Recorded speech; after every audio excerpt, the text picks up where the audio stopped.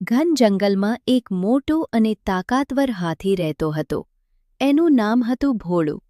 ભોળુને સિંહથી ડર નહોતો, વાઘથી પણ નહોતો, એટલે કે વીજળી પડે તો પણ એ હસતો રહે. પણ ભોળુને એક નાનું ડર હતો, ચીંટીઓનો. એક દિવસ એક નાની ચીંટી તેના પગ પાસે આવી. ભોળું એટલો ડરી ગયો કે જોરથી ચીસ પાડ્યો. અને પછી શું?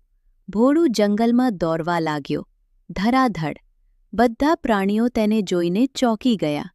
થોડી વારમાં એક નાનકડું સસલું તેની પાસે આવ્યું અને પૂછ્યું, "શું થયું ભોળું?"